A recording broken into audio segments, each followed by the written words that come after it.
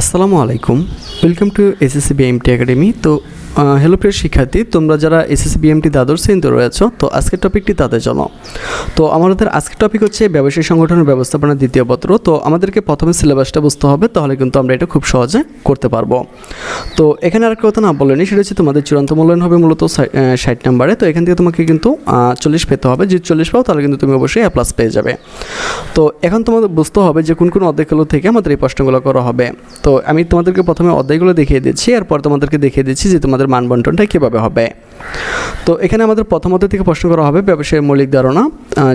এরপর রয়েছে তোমাদের দ্বিতীয় অধ্যায় পরিকল্পনা, তৃতীয় অধ্যায় রয়েছে সিদ্ধান্ত গ্রহণ, চতুর্থতে রয়েছে সংগঠন, পঞ্চমে রয়েছে কর্মী সংস্থান, ষষ্ঠতে রয়েছে নির্দেশনা ও নেতৃত্ব, সপ্তমে রয়েছে সমন্বয় সাধন, অষ্টমে রয়েছে প্রেষণা এবং নবমে রয়েছে নিয়ন্ত্রণ। তো এখানে মোটামুটি অনেকগুলো অধ্যায় রয়েছে। তো এগুলো তোমাকে দ্রুত শেষ করে নিতে হবে, কেননা আমাদের হাতে সময় খুবই কম রয়েছে।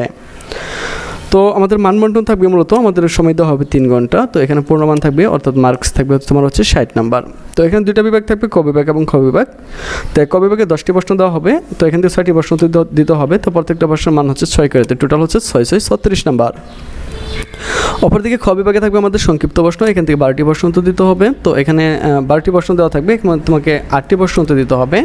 প্রত্যেকটা মান থাকবে 3 করে, 3 8 24। টোটাল তোমার এই 60 নম্বরের পরীক্ষা হবে। তো আশা করি বিষয়টি তোমরা বুঝতে পেরেছ। আর তোমরা যারা খুব ভালো একটা ফলাফল করতে চাও, তারা আমাদের সাথে কন্ট্যাক্ট করতে পারো। তাহলে তোমাদেরকে আমরা আমাদের স্পেশাল ব্যাচে গ্রুপে অ্যাড করে নিব। তো আজ এখান থেকে বিদায় নিচ্ছি, কথা হচ্ছে আবার একটা নতুন ভিডিওতে।